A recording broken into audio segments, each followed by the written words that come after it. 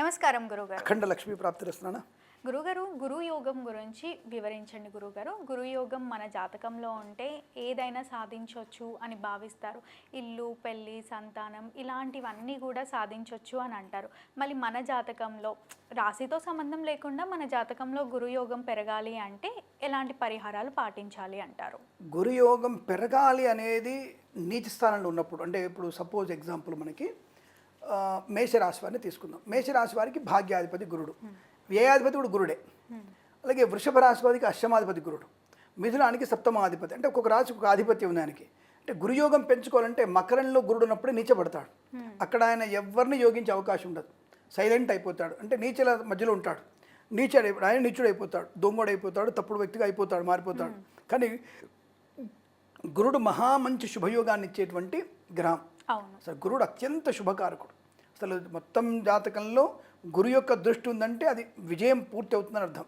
అంటే ఎగ్జాంపుల్ ఎలా చెప్పాలంటే, సపోజ్ మన ఈ మధ్యకాలంలో సోషల్ మీడియాలో రీల్స్లో చూస్తుంటాం. ఉదయం ఆడవాళ్ళందరూ కూడా పేపర్స్ పట్టుకొని సీఎంలు కానీ పోతూ నిలబడతారు. ఇట్లా పడుతున్నప్పుడు నేను ఒక పవన్ కళ్యాణ్ గారు వెళ్తున్నప్పుడు టక్కన ఆయన ఆపి ఆ పాంప్లెంట్ తీసుకొని ఏంటి ఏం కావాలని చెప్పి చూసాను. చాలా సందర్భాలు చూశాను. అలాగే మోడీ గారు చూశాను, అలాగే చంద్రబాబు నాయుడు చూశాను నేను, అలాగే విజయ్ని కూడా చూశాను. తమిళనాడు సీఎం విజయ్ని కూడా అలా నేను ఈ మధ్య చూశాను నేను. అలాగే మనకి అస్సాం ముఖ్యమంత్రి విశ్వనాథ్ శర్మ. అంటే ఇవి కొన్ని చూస్తున్నప్పుడు ఇదే యోగం అంటే వాళ్ళ దృష్టిలో పడడానికి అవకాశం కలిగిస్తాడు. అదే గురు యోగం ఉంటే ఇలాంటి ఫలితాలు ఉంటాయి, మంచి ఫలితాలు. అంటే అవతల వ్యక్తి దృష్టిని మీ మీద పడేటట్టు చేస్తాడు, ఆ పనిని పూర్తి అయ్యేటట్టు చేస్తాడు. అది అదృష్ట యోగం. ఇప్పుడు ఎందుకు మన ఒక దగ్గర మనకి రేవంత్ రెడ్డి గారు ఏదో పల్లెటూరుకి వెళ్ళినప్పుడు కూడా ఒక అమ్మాయి, ఒక ఆడపిల్ల గురించి ఆయన ప్రత్యేకంగా అభినందించి ఆవిడ గురించి మాట్లాడాడు, ఆవిడ సాయం చేస్తాను చెప్పాడు.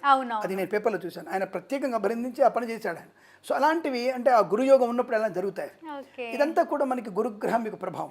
అంటే అకస్మాత్తుగా డబ్బు జరిగింది, అకస్మాత్తుగా రాదు, అకస్మాత్తుగా అసలు ఇవ్వడు. ఆయన ఇచ్చేది పరిపూర్ణంగా ఇస్తాడు. అకస్మాత్తుగా ఇచ్చే కారకుడు కుజుడే. కుజుడు మాత్రం అకస్మాత్తుగా ఇస్తాడు, అకస్మాత్తుగా పోగొడతాడు కూడా.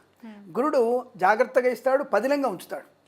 అంటే మీకు ఎగ్జాంపుల్ చెప్పాలంటే, ఒక 5 ఏళ్ళని చేస్తాను సార్, నాకు సివిపి లేదని చెప్పి, అంటే ఏదో సిబిల్ స్కోర్ లేదని చెప్పేసి లోన్ రావట్లేదు, అది రావట్లేదు అన్నాడు. టక్కున ఈ సంవత్సరం గురుడు యోగం వచ్చిందనుకోండి, గురుడు కనుక పంచమ స్థానంలోనూ కానీ భాగ్యంలోనూ అనుకోండి, టక్కున ఆ యొక్క వ్యక్తులే బ్యాంకు వాళ్ళే, అయ్యో శర్మ గారు మీకు ఎందుకంటే మీకు లోన్ వచ్చేస్తుంది, పలాని మీకు మీ యొక్క పాన్ కార్డు మీద లోన్ ఇచ్చండి, మీ ట్రాన్సాక్షన్ బాగుంది కాబట్టి ఇస్తామని చెప్పేసి టక్కు లోన్ ఇస్తారు మనకి. 5 ఏళ్ళుగా ప్రయత్నం చేస్తారా అంది, గురుడు యోగించేసరికి అవతలాడు పిలిచి మనకి లోన్ ఇచ్చేటువంటి అవకాశం ఉంటుంది. అంటే అక్కడ మనకి ఆ గురుడు ఇచ్చేటువంటి ఏమి ఇస్తున్నాడు, ఇల్లు ఇస్తున్నాడు. ఇల్లు పరిపూర్ణంగా ఇస్తాడుగా. అంటే కంపల్సరీగా 50 ఏళ్ళు అయితే ఆ ఇంట్లో ఉంటాంగా మనం, తర్వాత వేరే ఇల్లు అమ్ముకున్నా అందులో ఉంటాం కదా 10 ఏళ్ళు అయితే. అటువంటి దీర్ఘకాలిక లాభాన్ని కలిగించేవాడు గురుడు ఒక్కడే. అటువంటి గురుయోగం అనేది మనకి పంచమ, భాగ్యమ, సప్తమ మరియు మనకి నవమ స్థానం ఉన్నటువంటి యోగాలు ఉన్నప్పుడు, అంటే 1, 3, 5, 9, 7 ఈ స్థానంలో గురుడు ఉన్నప్పుడు తప్పకుండా మనకి మంచి యోగాన్ని కలిగించే అవకాశం ఉంటుంది. జన్మలగ్న ప్రకారంగా 5, 9 స్థానంలో గురుడు ఎవరికైతే ఉంటాడో తప్పకుండా వారికి అనుకుంటుంటుంది. ఇంకొకటి, గురుడు లగ్నం ఏ స్థానంలో ఉంటాడో ఆ స్థానాన్ని బలాన్ని కలిగిస్తాడు. సరే పాపగ్రహ దృష్టి ఉంటే వేరు, కానీ ఇప్పుడు ఆయన సపోజ్ అష్టమతో ఉన్నాడు, మంచి ఆయుష్ ఇస్తాడు, మంచి ఆయుష్ ఇస్తాడు గ్యారెంటీగా. కానీ దాని మీద పాపగ్రహం కానీ కలిసి ఉంటే రోగాన్ని ఇస్తూ బాగు చేస్తాడు, రోగం ఇస్తాడు, బాగు చేస్తుంటాడు. పొద్దున జ్వరం ఇస్తాడు, మధ్యాహ్నం బాగు చేస్తాడు. పొద్దున డబ్బు పోగొడతాడు, మధ్యాహ్నం డబ్బు ఇస్తాడు. సో అటువంటి అసతుల్యత అనేది ఎక్కువ కలిగించే అవకాశం ఉంటుంది. సో కాబట్టి ఆ గురుడు ఎక్కడ ఉంటే ఆ స్థానానికి బలాన్ని ఇస్తాడు, ధనయోగాన్ని, కీర్తిని, ప్రతిష్టని. ఒక రకంగా చెప్పాలంటే ఒక తేనె లాంటి వాడు, everywhere is a very beautiful and మధురంగా ఉంటాడు. సో అటువంటి గురుతత్వం అనేది బాగా ఉంటుంది. పుత్ర సంతానం, మీరు అడిగినట్టుగా పుత్ర సంతాన కారకుడు అవుతాడు, సంతాన కారకుడు అవుతాడు. అందులో సహజ భాగ్యకారకుడు ఆయన ఎక్కడుంటే అక్కడ భాగ్యాన్ని, ఆనందాన్ని కలిగిస్తాడు. విదేశాలు వెళ్ళడానికి కూడా గురుడు శనిలే కారకుడు అవుతాడు. గురుడు బలం ఉంటేనే ఇది అవుతుంది. అంతకంటే ముఖ్యంగా వివాహం కోసం అయితే శుక్రుడు గురుగ్రహాల బలం ఎక్కువగా ఉండాలి. ఆ 2 గ్రహాల బలంగా ఉంటే తప్పకుండా వివాహం జరిగే అవకాశం ఉంటుంది. గురుబలం లేకుండా ఏది సాధ్యం కాదు. ఇల్లు కట్టాలన్నా, విదేశాలు వెళ్ళాలన్నా, చదువుకోవాలన్నా జ్ఞానకారకుడు ఆయన, మంచి విజ్ఞానకారకుడు, మంచి ఒక కవి, ఒక రచన, ఒక ఇప్పుడు డైరెక్టర్లు, ప్రొడ్యూసర్లు కూడా బలంగా ఉండాలంటే, ప్రొడ్యూసర్ కాదు డైరెక్టర్లు, సినిమా స్టార్స్ బలంగా ఉండాలంటే గురుడు యోగించాలి. దాంతోపాటు శుక్రుడు యోగించి అదే మీనంలో కనుక గురు శుక్రుడు కలిసి ఉంటే తప్పకుండా వాళ్ళు హీరోయిన్లు, హీరోలు, డైరెక్టర్లు, ప్రొడ్యూసర్లు అయ్యే అవకాశం ఎక్కువగా ఉంటుంది. గురు ఓకే. శుక్రుడు కలయిక. తప్పకుండా గురువు గారు, మళ్ళీ వివాహం కాని వాళ్ళకి గురుబలం లేకపోతే ఇలా జరుగుతూ ఉంటుంది కదా, మళ్ళీ వివాహం జరగాలి అంటే గురుబలంని ఎలా పెంచుకోవాలి? గురు నీచ స్థితి పోయినప్పుడే మనం బలం పెంచుకోవాలి. గురుడు అష్టమంలో ఉన్నప్పుడు, నీచలో ఉన్నప్పుడు, 12వ ఇంటి ఉన్నప్పుడు మాత్రమే గురు బలాన్ని వృద్ధి చేసుకుని ప్రయత్నించాలి. సింపుల్ లా చెప్పాలంటే దత్తాత్రేయ స్వామి చరిత్ర చాలితే చాలు మీరు. దత్త చరిత్ర చదవడం చాలా మంచిది. గురువు అష్టోత్తరం చదువుకోవడం.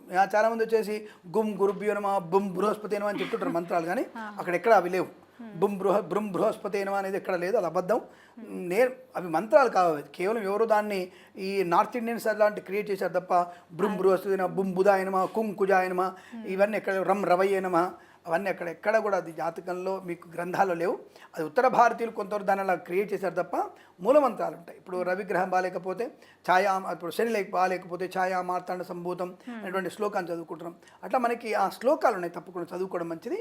ఇక్కడ గురుబలాన్ని పెంచుకోవాలనుకున్నప్పుడు గురు దత్తాత్రేయ స్వామి చరిత్ర పారాయణం చేయడం తప్పకుండా చాలా మంచి బలాన్ని ఇస్తుంది. అలాగే శనిగలు దానం చేసుకోవడం, గురువులకి పసుపు రంగు వస్త్రాలు దానం ఇవ్వడం, అలాగే తప్పకుండా శనిగలు మాత్రం నానబెట్టి వాటిని ఏదన్నా పదార్థంగా తయారు చేసి 10 మందికి పంచడం తప్పకుండా. సుమంగళ్ళకి తప్పకుండా మనం పసుపు చీరలు దానం చేయడం వల్ల పుణ్యబలం పెరుగుతుంది, వివాహ యోగ్యత పెరుగుతుంది. సంతానం లేని వారు తప్పకుండా మీరు ఈ కుడుములు, అలాగే అరిసెలు పసుపు వస్త్రంలో జాకెట్ ముక్కల్లో పెట్టి, చాటలో పెట్టి అవి ఇస్తే సంతాన యోగం కూడా జరిగే అవకాశం ఉంటుంది. తప్పకుండా మనకి మంచి వివాహ యోగ్యత కూడా పొందుకునే అవకాశం ఉంటుంది. అనుకూలమైనటువంటి భర్తను పొందుకోవచ్చు, అనుకూలమైన భార్యని పొందుకునేటువంటి అవకాశం ఉంటుంది. గురుడు యొక్క ప్రభావాన్ని పెంచుకోవాలనుకుంటే తప్పకుండా మీరు గురువుని ఎక్కువగా పూజించాలి. అంటే ఆధ్యాత్మిక గురువులను ప్రేమించాలి, పూజించాలి. అలాగే నీకు ఇంగ్లీష్ చదువు చెప్పాడు, ఆయన కూడా వెళ్ళి సత్కారం చేయండి.